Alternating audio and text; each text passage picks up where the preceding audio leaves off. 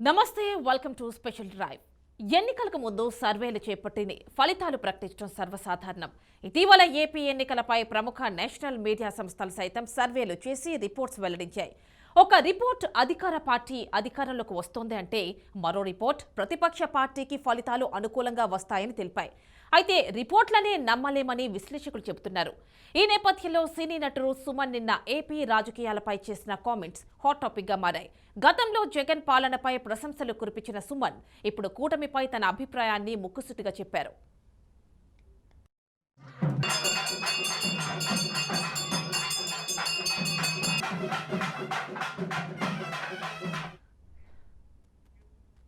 ఇక ప్రస్తుత ఏపీ రాజకీయాలపై సంచలన వ్యాఖ్యలు చేశారు ప్రముఖ సినీ నటుడు సుమన్. ఆదివారం మధ్యాహ్నం శ్రీ తాతయ్య గుంట గంగమ్మ అమ్మవారి సేవలో పాల్గొన్న సుమన్ ఆలయ అధికారులు సుమన్ కు స్వాగతం పలికి దర్శన ఏర్పాట్లు చేశారు.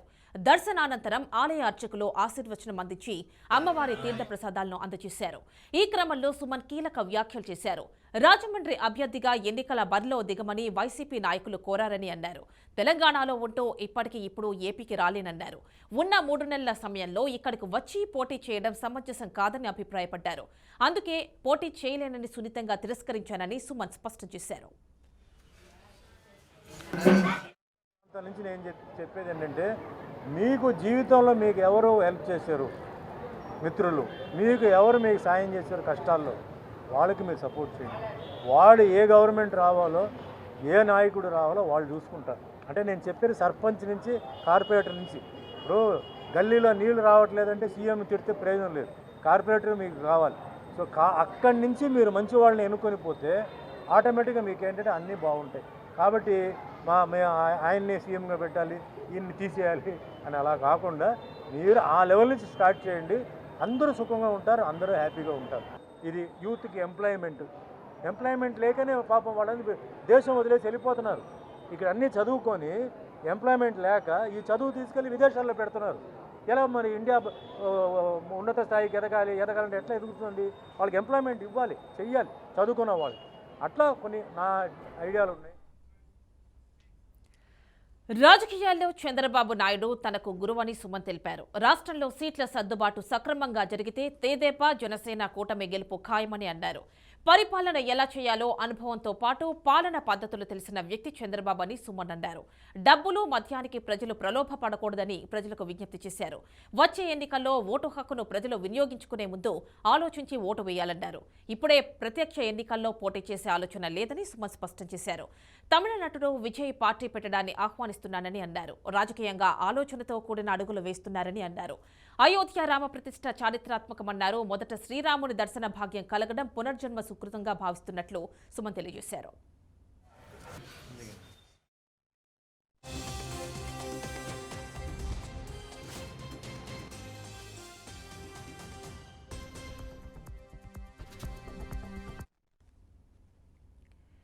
ఇక ఈ అంశానికి సంబంధించి ఫుల్ డీటెయిల్స్ విజయవాడ నుంచి మా కరెస్పాండెంట్ శ్రీనివాస్ అందిస్తారు. శ్రీనివాస్, చెప్పండి, సుమన్ వ్యాఖ్యలను ఏ విధంగా చూడాలి? అంటే సుమన్ అంటున్నారు పైన ఎవరు సీఎం అవ్వాలని కాదు, మీకు మీ ప్రాంతంలో ఎవరు మీకు పనులు చేసి పెడితే వాళ్ళకి ఓటేయండి, అంతేగాని పార్టీని చూసి కాదు అంటున్నారు. ఎలా చూడాలి ఈ కామెంట్స్ ని?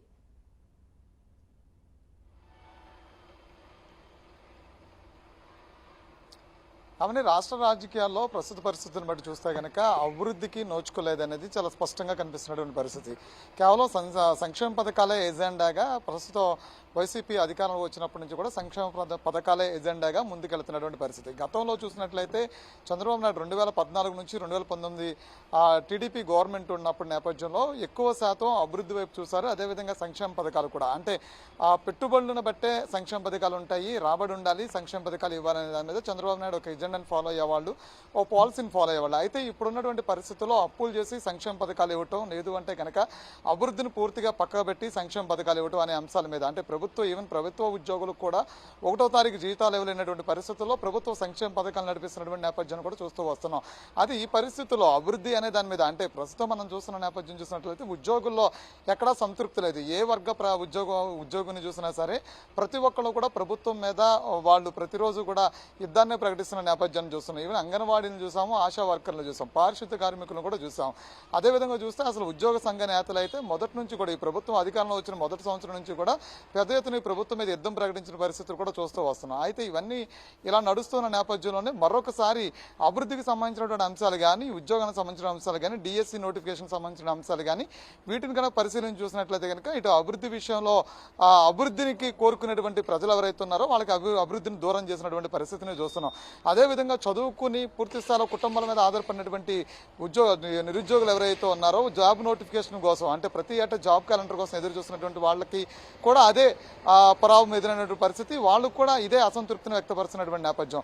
మరో పక్క నుంచి చూసినట్లయితే ఉద్యోగ సంఘాల నేతలు, మరో పక్క నుంచి వస్తే డిఎస్సి నేతలు, ఇలా ప్రతి ఒక్కళ్ళను కూడా ఎక్కడా కూడా సంతృప్తికరమైనటువంటి పరిపాలన కొనసాగట్లేదు. అయితే ఏంటంటే ఈ పరిపాలన సంతృప్తికరంగా లేకపోవడం కేవలం సంక్షేమ పథకాల ఎజెండాగా ముందుకెళ్తున్నటువంటి పరిస్థితి. అయితే సంక్షేమ పథకాలు ఎవరు వద్దని కానీ ఎవరు ఇవ్వద్దని కానీ చెప్పరు. అయితే ప్రభుత్వం అన్న తర్వాత ప్రజలకు ఇవ్వాల్సినటువంటి సంక్షేమ పథకాలు ఇవ్వాల్సిందే. కానీ సంక్షేమ పథకాలు ఇచ్చేటువంటి క్రమంలో పూర్తి స్థాయిలో అభివృద్ధిని కానీ అన్ని అంశాలని కూడా ప్రభుత్వం పక్కన పెట్టి ముందుకెళ్తున్నటువంటి పరిస్థితుల్ని 5 ఏళ్ల కాలంగా చూస్తున్నటువంటి ప్రతి ఒక్కరు కూడా ఈరోజు ఎవరో ఆంధ్రప్రదేశ్కి వచ్చినప్పుడు కూడా గతంలో కొంతమంది సినీ యాక్టర్స్ వచ్చారు, వాళ్ళు కూడా ఇదే రకమైన కామెంట్స్, ఆంధ్రప్రదేశ్లో రోడ్లు బాగాలేదనో, అభివృద్ధి లేదనో, మంచినీళ్ళు లేవనో రకరకాల అంశాల్లో వాళ్ళు ఈ తెర మీద తీసుకురావడం చూసాం. ఆ ఇతర రాష్ట్రాల నుంచి వచ్చినటువంటి రాజకీయ నాయకులు చేసినటువంటి కామెంట్స్ చూసాము. అదేవిధంగా రీసెంట్గా తమన్ అని చెప్పిన సినీ దర్శకుడు, సంగీత దర్శకుడు, అతను చేసినటువంటి కామెంట్స్ను కూడా చూసాము. అతను కూడా ఆంధ్రప్రదేశ్లో రోడ్ల వ్యవస్థను గురించి, ముఖ్యమంత్రి పరిపాలన గురించి కూడా మాట్లాడినటువంటి పరిస్థితిని కూడా చూసాము. సో ఇలాంటి పరిస్థితులన్నీ కూడా ప్రతిరోజు కూడా ఎక్కడో చోట ఆంధ్రప్రదేశ్ గురించి ప్రతి ఒక్కరు ఏదో ఒక అంశంలో ఆంధ్రప్రదేశ్ రాష్ట్ర ప్రభుత్వం దీని పరిపాలన గురించి, ఈ విధానాల గురించి, ఇక్కడ ఉన్నటువంటి డెవలప్మెంట్స్ గురించి ప్రతి ఒక్కరు మాట్లాడుతూ ఉన్నారు.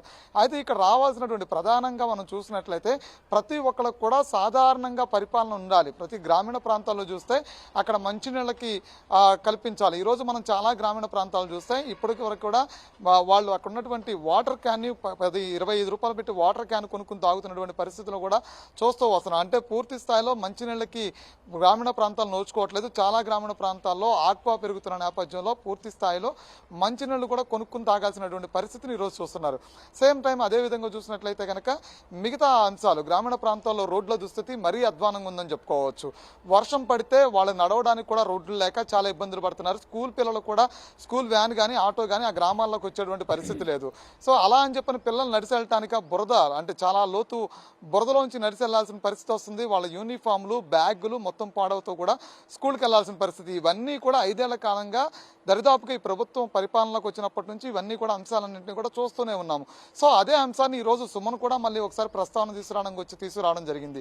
అంటే అభివృద్ధికి సంబంధించినటువంటి అంశాలను కూడా పరిశీలించుకోండి. భవిష్యత్తు అంటే ఒక రాష్ట్ర భవిష్యత్తు అంటే కేవలం సంక్షేమ పథకాలు కాదు, అభివృద్ధితో పాటు ఉపాధితో పాటు చదువుకోని వాడికి ఉపాధి, చదువుకున్న వాడికి ఉద్యోగం, ఈ రెండింటిని కూడా కల్పించాలి. ఎంతకంటే గ్రామీణ ప్రాంతాలు గాంధీజీ చెప్పినట్టుగా గ్రామ కళలో స్వరాజ్యం ఏదైతే ఉంటుందో అంటే గ్రామీణ ప్రాంతాలు పట్టణాలకి పట్టుకొమ్మలు లాంటి అని చెప్పడం జరిగింది. అయితే గ్రామీణ ప్రాంతాల్లో రైతుకు సంబంధించిన అంశాల్లో కావచ్చు, గ్రామీణ ప్రాంతాల్లో నివసించేటువంటి ప్రజలు కావచ్చు, వాళ్ళకి రావాల్సినటువంటి ప్రతి అంశాన్ని కూడా ముందు ప్రభుత్వాలు అవి తీర్చాల్సిన అవసరం ఉంటుంది. అప్పుడే పట్టణాలు కూడా బాగుంటాయి అని చెప్పడం జరిగింది. సో ఈరోజు గ్రామీణ ప్రాంతాల దుస్థితి చూస్తే అధ్వానంగా తయారైపోయినటువంటి పరిస్థితి. సో ఇలాంటి అన్ని పరిస్థితులను చూసిన తర్వాతే సుమన్ లాంటి ఒక పొలిటికల్ నాలెడ్జ్ ఉన్నటువంటి వ్యక్తులు కావచ్చు, అంతేవిధంగా పొలిటికల్ అటాచ్మెంట్స్ ఉన్నటువంటి వ్యక్తులు కావచ్చు, ఈరోజు రాష్ట్రంలో ఉన్నటువంటి పరిస్థితుల్ని దగ్గరగా వాచ్ చేస్తున్నటువంటి వ్యక్తులు కావచ్చు, వీళ్ళందరూ కూడా చేస్తున్నటువంటి ఒకటే కామెంట్స్ రాష్ట్రంలో ప్రస్తుత పరిస్థితులు అంత ఆశాజనకంగా లేవు కాబట్టి మీరు నెక్స్ట్ వచ్చే ఎన్నికల్లో మీ ఓటుతో అలాంటి సమాధానం చెప్పాలనుకుంటున్నారంటే పూర్తి స్థాయిలో ఒక వ్యక్తిని ఎన్నుకునే ముందు ఒక ఓటుకి వాల్యూ ఉంటుంది. ఆ ఓటుని ఏ పార్టీకి వేస్తే, ఏ నాయకుడికి వేస్తే అది బాగుంటుందో అది మీరు పరిశీలించుకోవాల్సిన ఓట్లు వేయాల్సిన పరిస్థితి అని చెప్పని కూడా ప్రజలకి చెప్తూనే మరో పక్క నుంచి ఆయనకి అవకాశాలు ఇచ్చినటువంటి వ్యక్తులు, అదేవిధంగా ఆయనకు విజనరీస్గా అంటే ఒక రాష్ట్రానికి డెవలప్మెంట్ విషయంలో కావచ్చు, అంటే విడిపోయినటువంటి 2014లో విభజన ఆంధ్రప్రదేశ్కి తగిలినటువంటి గాయాన్ని మాన్పే విధంగా ప్రణాళిక బాటలేసినటువంటి ముఖ్యమంత్రి అప్పుడు ముఖ్యమంత్రి చంద్రబాబు నాయుడు తీసుకున్న నిర్ణయాలు కావచ్చు, రాజధాని సేకరించినటువంటి భూములు కావచ్చు, రాజధానిలో చేపట్టిన నిర్ణయాలు కావచ్చు, ఇవన్నిటినీ కూడా పరిశీలించిన తర్వాత పూర్తి స్థాయిలో ఇలాంటి ఒక పరిపాలన ఉంటే బాగుంటుందని కూడా ప్రజలకు ఆయన చెప్పిన పరిస్థితి కూడా కనిపిస్తుంది. రైట్ శ్రీనివాస్, హోల్డ్ లో ఉండండి. మనకు అక్కడ తిరుపతి నుంచి గోపి లైన్ లో ఉన్నారు, వారితో మాట్లాడదాం. గోపి చెప్పండి, సుమన్ కామెంట్స్ ని ఏ విధంగా చూడాలి? అంటే నాకు టికెట్ ఆఫర్ చేసింది వైసీపీ, కానీ నాకు ఇప్పటికిప్పుడు సడన్ గా స్టేట్ చేంజ్ అయ్యి ఇప్పుడు జాయిన్ అయ్యి పాలిటిక్స్ లో అంటే ఎన్నికల్లో కంటెస్ట్ చేస్తే బాగుండదు అంటే ఈ ఒక కామెంటే కాదనుకోండి, ఇంకా చాలా కామెంట్స్ చేశారు. ఈ కామెంట్స్ అన్నిటిని ఎలా చూడాలి?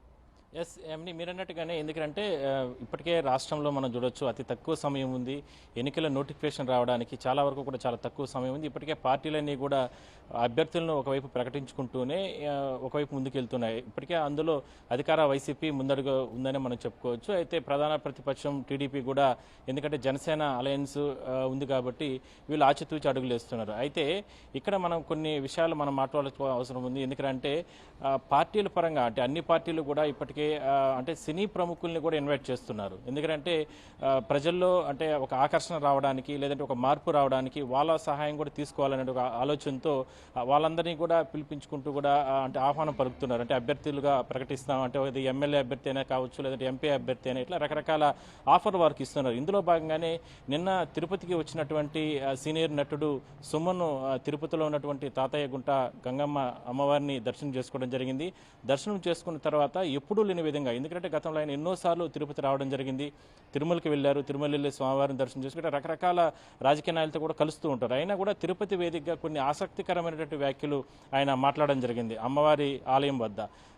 అంటే కొన్ని విషయాలు ఇందులో, ఎందుకంటే అన్ని పార్టీలను, అంటే అది వైసీపీ పార్టీ కావచ్చు, లేదంటే జనసేన కావచ్చు, లేదంటే కాంగ్రెస్, ఇట్లా మిగిలిన పార్టీలు, వామపక్ష పార్టీలు, అన్ని పార్టీలను కలుపుతూ తెలుగుదేశం పార్టీ పైన హైలైట్గా ఆయన మాట్లాడడం జరిగింది. ఎందుకంటే ఒక అభివృద్ధి అంటే గతంలో చూస్తే, చరిత్ర చూస్తే గత 30 సంవత్సరాల నుంచి కావచ్చు, 40 సంవత్సరాల నుంచి కూడా హైదరాబాద్ అభివృద్ధి చెందిందంటే అది సుదీర్ఘమైనటువంటి రాజకీయ అనుభవం ఉన్నటువంటి నేతల వల్లనే అది సాధ్యమైంది. అప్పట్లో రాజశేఖర రెడ్డి, దాని తర్వాత అంతకుముందు కూడా నారా చంద్రబాబు నాయుడు, దాని తర్వాత కేసీఆర్, ఇట్లా వీళ్ళందరూ కూడా ఒక సమపాలనగా పరిపాలన చేస్తూ రావడం వల్లనే హైదరాబాద్ చాలా అభివృద్ధి చెందింది. అదేవిధంగానే ఏపీ అంటే విడిపోయిన తర్వాత, రాష్ట్ర విభజన జరిగిన తర్వాత కూడా ఆ 5 ఏళ్ళు చాలా రకాల కూడా 16,000 కోట్ల రూపాయల వరకు బడ్జెట్ తక్కువ ఉన్నప్పటికీ కూడా, ఇబ్బందుల్లో ఉన్న సమయంలో కూడా దాన్ని ఆ రకంగా పూడ్చుకుంటూ చాలా ఇబ్బందుల మధ్య కూడా ఉద్యోగులకు జీతాలు కూడా ఇచ్చే పరిస్థితి లేని సమయంలో చంద్రబాబు నాయుడు గారు పరిపాలన తీసుకురావడం జరిగింది చాలా అద్భుతంగా.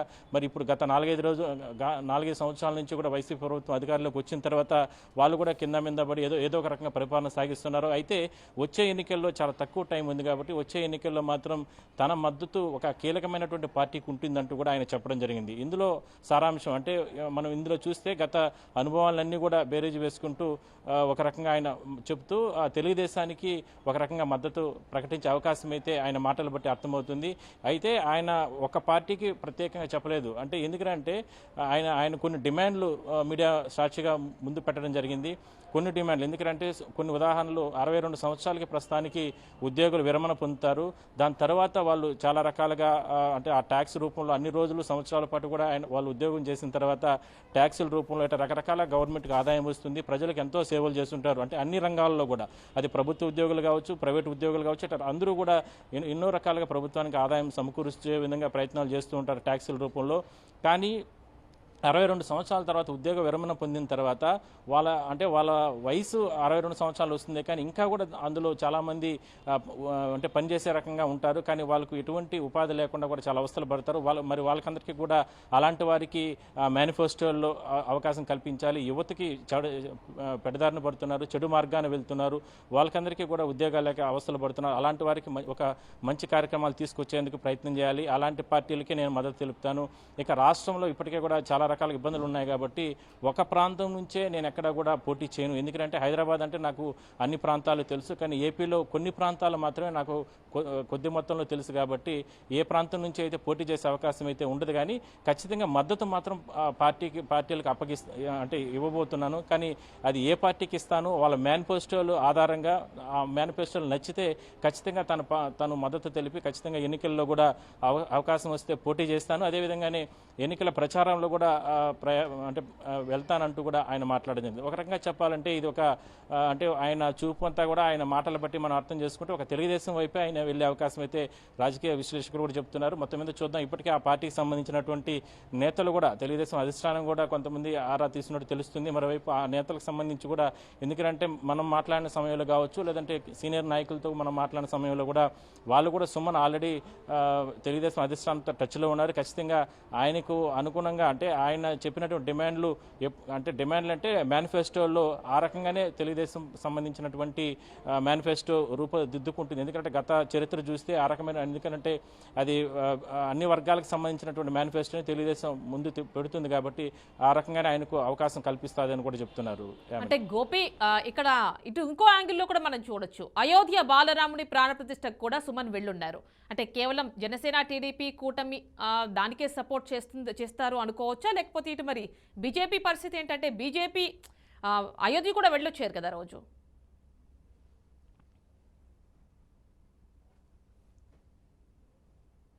అంటే మీరు అన్నట్టుగానే బీజేపీ కూడా ఆయన బీజేపీ మాటలు కూడా మాట్లాడారు వేరే పార్టీకి సంబంధించి కూడా. ఎందుకంటే అన్ని పార్టీలు, అంటే ఇక్కడ మనం ఆయన చెప్పిన దాన్ని బట్టి మనం గమనిస్తే అన్ని పార్టీలకు సంబంధించినటువంటి మేనిఫెస్టోలు ప్రధానమైనటువంటి అంటే నేను ఏ పార్టీలో, అంటే పార్టీలు చేరకపోయినప్పటికీ కూడా తన మద్దతు ఇవ్వాలన్నా కూడా ఖచ్చితంగా మేనిఫెస్టోలు, అంటే అది బీజేపీ కావచ్చు, తెలుగుదేశం, లేదంటే కాంగ్రెస్, ఇట్లా అన్ని పార్టీలు, వైసీపీ, అన్ని పార్టీలు కూడా ఆ మేనిఫెస్టో ఆధారంగానే యువతకు కావచ్చు, లేదంటే అంటే వయసు పైబడిన అంటే రిటైర్మెంట్ ఉద్యోగులకు కావచ్చు, అంటే ఇంతవరకు ఇప్పటి వరకు కూడా ఎటువంటి ఏ పార్టీలు కూడా రిటైర్డ్ అయినటువంటి ఉద్యోగులకి వాళ్ళకి, అంటే గతంలో ఒక 50,000 60,000 జీతం తీసుకుంటూ ఉంటే వాళ్ళు ఎంతో రకాలుగా ప్రభుత్వానికి సేవలు చేస్తారు, అదే ట్యాక్స్ రూపంలో కడతారు. కానీ రిటైర్డ్ అయిన తర్వాత 62 సంవత్సరాల తర్వాత, అంటే ఇప్పుడున్న నిబంధనలు కాబట్టి వాళ్ళందరినీ కూడా పక్కన పెట్టేస్తారు. ఇళ్లలో కూడా వాళ్ళకి ఎటువంటి గుర్తింపు ఉండదు. అప్పటి వరకు కష్టపడి సంపాదించినటువంటి వాళ్ళు కూడా తల్లిదండ్రులు అంటే బిడ్డలు పక్కన పెట్టేస్తున్నారు. మరి వాళ్ళ జీవనాధారం చాలా అవస్థలు పడుతున్నారు కాబట్టి వాళ్ళకు కూడా ఒక, అంటే మామూలుగా 8 గంటల ఉద్యోగం చేయాల్సిన అవసరం ఉంటే ఒక 4 గంటలు 5 గంటలు వాళ్ళకు ఉద్యోగం చేయించే అవకాశం, అంటే వాళ్ళకు కొనసాగించాలి. దానికి తగ్గట్టుగా వాళ్ళకు వేతనాలు ఇవ్వాలి.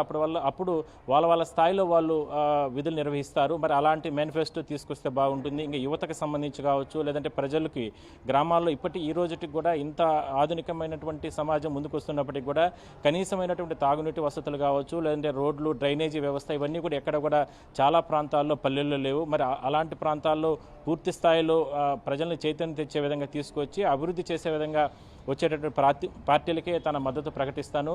అది ఏదైనప్పటికీ కూడా, అంటే గత 4-5 సంవత్సరాల నుంచి ఉన్నటువంటి వైసీపీకి సంబంధించినటువంటి పార్టీకి తన మద్దతు ప్రకటిస్తాడా, లేదంటే గతంలో అనుభవాల్ని, అంటే ఆయన చెప్పింది గత అనుభవాల్ని ఎక్కువగా ఆయన మాటల్లో మాట్లాడడం జరిగింది.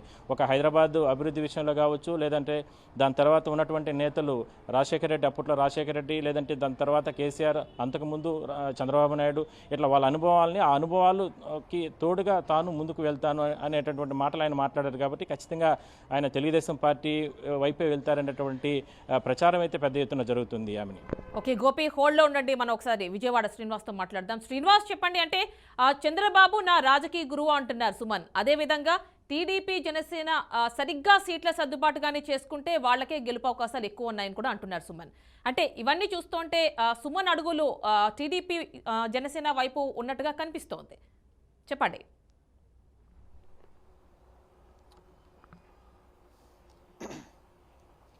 అంటే రాష్ట్రానికి సంబంధించినటువంటి అంశాన్ని సుమన్ దగ్గరగా పరిశీలించి చూసినట్ల తర్వాతే ఈ వ్యాఖ్యలు చేస్తుండొచ్చు బహుశా.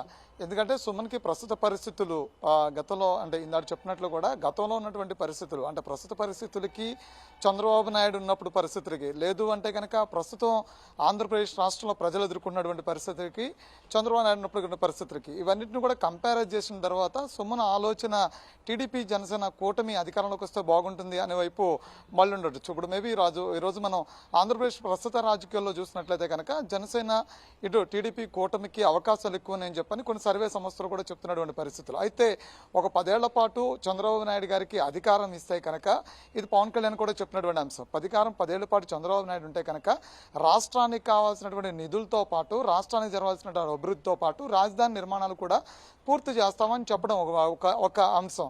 అదే కాకుండా ప్రజల్లో కూడా పూర్తి స్థాయిలో ఇప్పుడున్నటువంటి పరిస్థితులను చాలా దగ్గరగా వాచ్ చేస్తున్న తర్వాత ప్రజల్లో కూడా ఎక్కడో చోట కొంత నిస్పృహత, నిరాశ మాత్రం ఎదురవుతున్నటువంటి పరిస్థితి. ఎందుకంటే ఈ రాష్ట్రంలో ప్రస్తుత పరిపాలన, అంటే రోడ్ల కాడ నుంచి మొదలుకుంటే, ఉద్యోగాల కాడ నుంచి మొదలుకుంటే, నెలవారీ జీతం వచ్చేటువంటి ఉద్యోగస్తులు కూడా చూసుకున్నట్లయితే ప్రతి ఒక్కరు కూడా అసంతృప్తిని వ్యక్తపరుస్తున్నటువంటి సందర్భాల్లో ప్రజల్లో చాలా దగ్గరగా వెళ్ళినటువంటి పరిస్థితులు మనం చూస్తున్నాం. అయితే ఈ పరిస్థితుల్ని కనుక ఇటు సుమన్ కూడా పరిశీలించే ఈ వ్యాఖ్యలు చేసి ఉండొచ్చు. అంతేకాకుండా అది కాకుండా రాజకీయ గురువుగా ఆయన ఎప్పటి నుంచి చంద్రబాబు నాయుడిని మొదటి నుంచి కూడా ఆయన రాజకీయ గురువుగా చెప్తూ ఉంటారు. ఆయనే కాదు చాలా మంది కూడా ఆయన రాజకీయ గురువుగా చెప్తూ ఉంటారు. సినీ ఇండస్ట్రీలో ఉన్నటువంటి అప్పుడు 2009, 2004-9లో చాలామంది కూడా చంద్రబాబు నాయుడుతో పాటు కలిసి పనిచేసినట్టు ఆయన సినీ ఫోటోగ్రఫీ పనిచేసినప్పటి నుంచి కూడా చాలామందితో ఆయన ఇంటరాక్ట్ అయ్యి ఉన్నారు. అప్పట్లో కూడా చాలామంది హీరోస్తో చాలామంది క్లోజ్గా ఉండేవాళ్ళు. కాబట్టి ఈరోజు అలాంటి పరిస్థితులు బట్టే ఆయన ఆ వ్యాఖ్యలు కూడా చేస్తుండొచ్చు. Right Srinivas, right Gopi, thank you so much. So చూశారు కదండి, రాజకీయ అంటే ఎలక్షన్స్ దగ్గర పడుతున్న టైంలో సుమన్ కీలక వ్యాఖ్యలు చేశారు. అంటే ఇప్పటివరకు మనం చూస్తున్నాం, అటు టీడీపీ జనసేన కూటమి సరిగ్గా సీట్ల సర్దుబాటు చేసినట్లయితే వారికి ఎక్కువ గెలుపు అవకాశాలు ఉన్నాయి అంటున్నారు. ఇటు వైసీపీ కూడా టికెట్ ఆఫర్ చేసింది, కానీ రిజెక్ట్ చేశాను, ఈ టైంలో వస్తే బాగుండు అని చెప్పి అంటున్నారు. అటు మనం చూసాం, అయోధ్య బాలరాముని ప్రాణ ప్రతిష్ఠ సందర్భంగా ఆయన అయోధ్య వెళ్ళొచ్చారు.